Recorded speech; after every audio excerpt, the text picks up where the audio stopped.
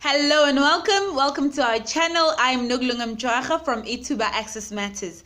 Thank you for taking the time to be with us today. So today it's all about careers. It's all about how do you find a career and how the National Higher Education Department can assist you to find these careers as a young person.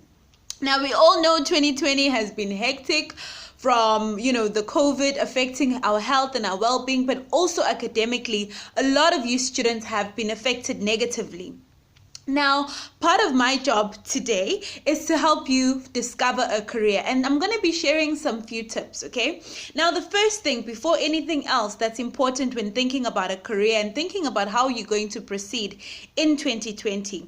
Now, this video will benefit people that are in matric, that are trying to find careers and so forth, that are trying to discover, okay, with the marks that I have, what can I get into, but also the importance of interest. Do I have an interest in this field or not, and so forth. So number one is self-exploration, guys. It is so important that you have an idea. You ask yourself, who am I as a person? Yes, my mother or father or parent or whoever you live with says go and do medicine, but do I really want to do that? Do I see myself waking up, working shifts and so forth? Do I see myself working in that environment? So I'm just going to give you a few seconds to join me in doing this. So we're going to close our eyes for 5 seconds and we are going to just imagine yourself in your dream job. All right. 5, 4, 3, 2, 1, and 0. Now, I hope you use that time. Of course, you can continue in your own time, but I hope that has sparked a little bit of interest in saying, what do I do next year? All right, so it's very important to think about, one, what are my interests? I've mentioned that. It's important to think about your skills, your values. What do I value? Do I value, eating plant-based food, saving the planet and stuff like that? Or do I value, respect and loyalty and that kind of stuff? You need to find out what is your value system, because that will assist you in choosing a career. Now, if you go to the Department of Higher Education's website, you'll find that they have something called the Ncap Interest Questionnaire. This is a questionnaire that will help you discover what you like as a person. That means you go onto this website, you click onto it, it will assist you in finding what is your interest, what are you good at, and also then look at the academic aspect of things, and also look at jobs, because at the end of the day, you study to get a job, right? Or to build a career of sort, or become an entrepreneur and so forth. So first things first is to take the questionnaire. Now, once you've taken the questionnaire, which focuses really on trying to align, as I said, you to the various study fields, the results will then come out, and then you'll obtain a report that will say to you, okay, this is the field that aligns with what you're interested in. So if you're very crafty and you're good with your hands, this is the type of career that you would like. If you maybe like quiet environments and you're interested in numbers, this is the type of career that you can get into. And it will also help you understand yourself better. And once you understand yourself better, you'll be able to envision yourself in that career before you actually get into it or continue to pursue a qualification in it. Now, let's talk more about the Ncap Career Abilities Questionnaire. This is important. Now, this questionnaire really presents a number of statements that are related perhaps to your abilities and also in relation to the field that you want to get into. And the results will then tell you, as I had explained, that it will assist you in identifying your potential. Once you get this report, you can then understand how and where and how to go, right, about finding the career that you want. Now, the Ncap report also looks at your employability skills. Yes, friends, you don't just study and then nothing. You study and then potentially hope to work, right? So this report will also assist you. This questionnaire, employability questionnaire, will help you. So it looks at various statements. Maybe they'll present a statement to you and say to you, okay, how do you feel about, or how do you respond when your manager says XYZ, or they ask you to work late, for instance, because they are very demanding fields that expect you to work beyond your 9 to 5. They'll ask you questionnaires that are really relatable to anyone. And then once you've answered that as honestly as possible, then you'll get a report again that will then help you understand, okay, this is where I think I can get into a career and so forth. And then you'll be better able to understand your skill set as well.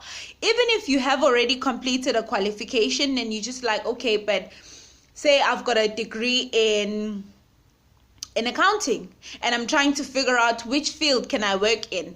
They can easily, I can easily get an idea of whether I can go into the oil and gas sector with my accounting, or whether I can go to mining, or I can go to maybe the medical sector, I can work in a hospital, because there are all these different types of places that a qualification can fit in. So that questionnaire will also assist you with that. For instance, nurses, if you study medicine or nursing, you don't necessarily have to work in a hospital, and a lot of young people don't know this. You can find yourself working in a place such as in consulting, for instance. You could work at the airport, you could work on ships, doing the same work that you studied for, just not in that hospital context. So there are plenty of opportunities, friends, and I'm hoping that you will utilize this website. I will put the link for the website, for the Department of Higher Education's website below this video, so that you can access it and be able to take it from there. Now, I've mentioned the skills, I've mentioned the abilities and so forth, and compatibility with the career. Now, there's another important thing. In addition, you as a person sitting right there have values. You know what you believe in, whether you believe in, as I mentioned, whether we should not be eating animals or food that comes from animals, no animal cruelty, for instance, and we must eat plant-based diet. How do we save the planet? Maybe your values are no driving cars. Don't get into cars. Don't drive. Rather cycle, rather run, rather walk, finding alternative methods of moving around.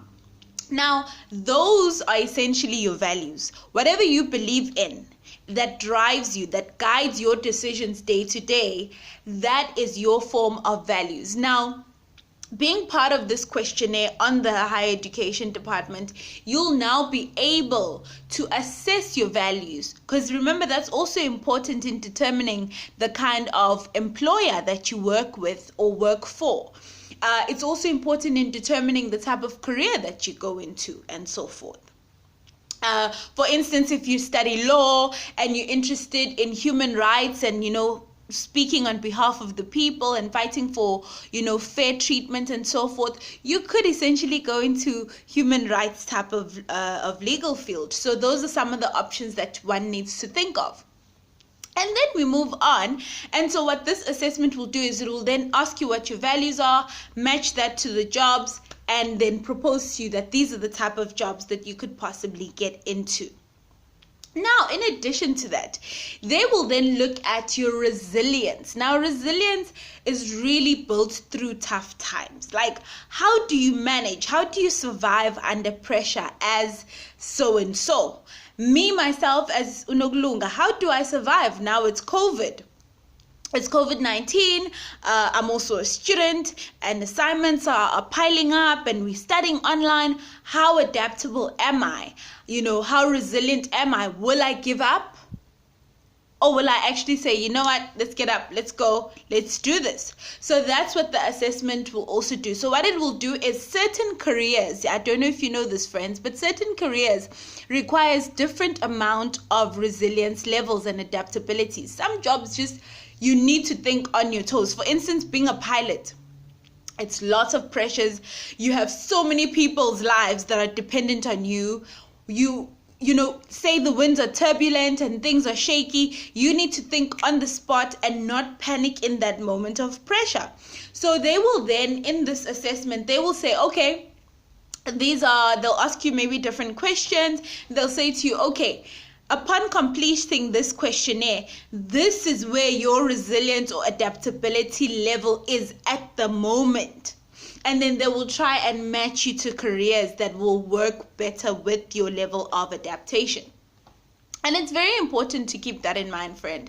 So that's all I have for you today. I hope you enjoyed the video. And yes, let's keep talking, because I think it's important that we start planning for 2021 and the future and your careers. Those that are in matric, I hope you will benefit from this. Check out the link below. Please follow me on social media. I am available on Instagram. We are also available on Twitter as well as Facebook, and like our page, Ituba Access Matters, and we'll see you in a bit. Cheers.